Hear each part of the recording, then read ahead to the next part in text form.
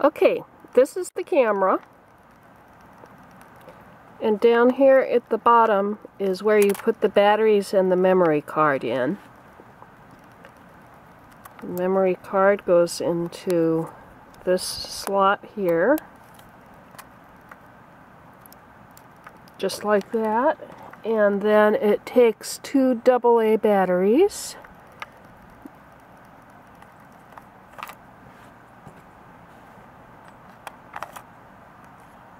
And we can close the compartment just like that.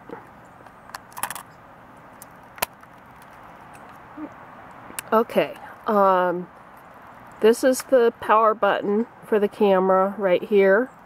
This dial selects different photographing modes, and this is the shutter button. So we can turn it on. Auto is good for taking snapshots. But if you rotate the dial to P, that stands for program, and that's where you can program the camera to take pictures the way you want. And this is the one that I find to be best for photographing gem material. So once you have program selected on the dial here and the camera turned on, then you can use this little menu here to change different functions. The ways to access the menus are by pressing this function set button right here or the menu button. You get two different menus depending on which of these you push. This button right here is very important. This little flower symbol is the macro symbol, and in order to take good pictures of gems you have to have the camera on macro mode. That's the mode that allows it to take very good close-ups. So the first thing you want to do once you have the camera turned on, if you're going to take gem photos, is push macro until that symbol appears on the screen. You can always tell whether it's on or not by whether you have the little tulip on the screen there, that little flower.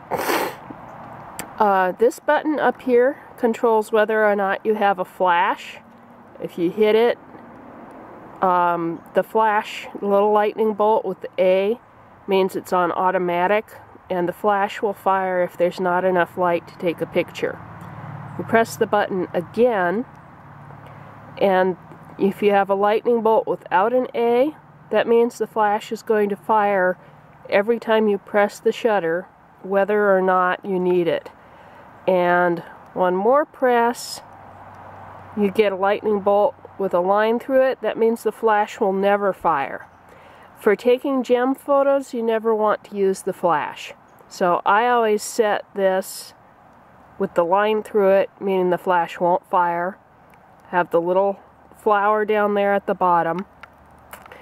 Now if I press the center button, the function set, a menu comes up here. This round circle lets you move right, left, up, and down when you press on it. So see the red highlight here? If I go down by pressing down here, this brings up the white balance, which now you can scroll from side to side.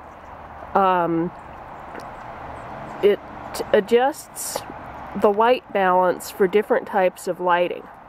And you can see it gives a little explanation. There's an auto white balance, daylight, cloudy, tungsten lighting, fluorescent lighting. Now, I always take my photographs outdoors, either when it is overcast or in the shade.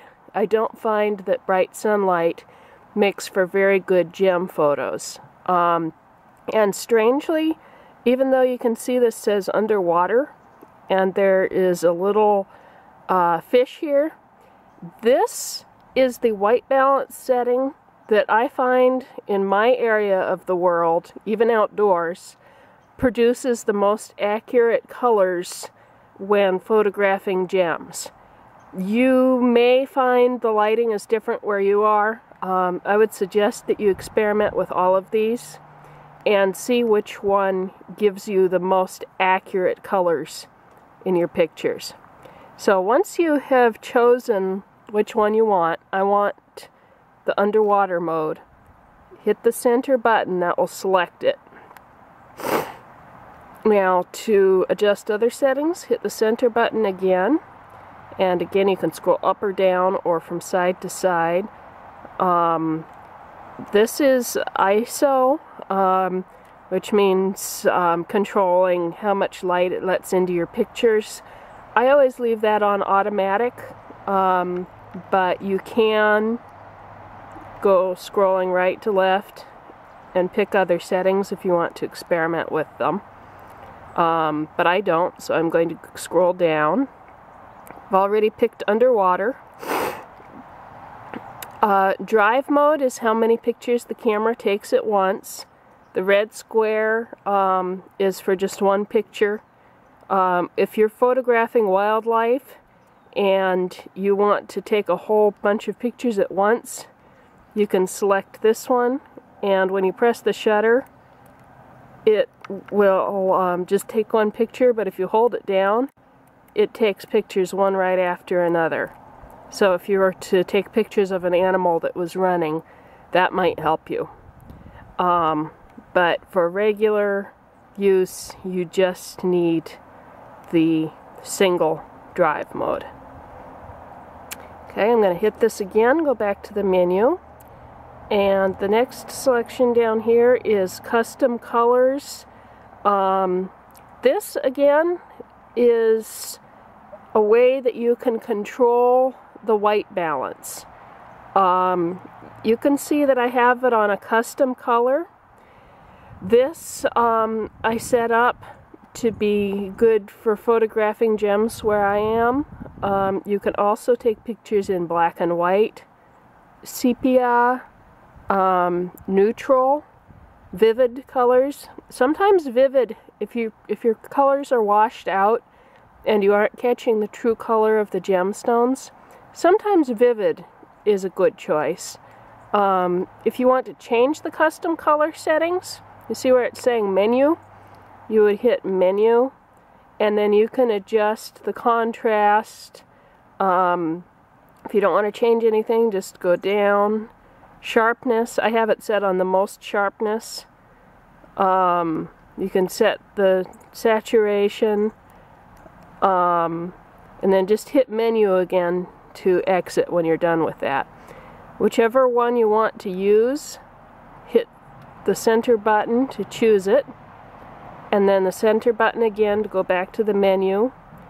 This controls how bright the flash is, and this controls the focus, whether you want it to focus and just make up its own mind, center, or a very tiny spot. You can choose whichever you want. I leave it on evaluative. And then pressing this again, we get the size of the pictures. I always leave it on super fine, which is the highest quality. And then this is your image size. I always leave it on large, but if you want to take small photos, you can adjust the size of the photos that you take here. And you can see, at the smallest size, you can fit almost 1,000 pictures on the memory card. At the largest, which I use, or excuse me, almost 10,000. This will give me 1,234 pictures, and they'll be big and high quality. This is the one I use. So we're done there. And you can see all of my selections are saved, and we're in program mode. That means next time you turn the camera on and put it on program, it'll still have all of the settings that you chose. I'm going to cut this off now because YouTube has a 10-minute limit.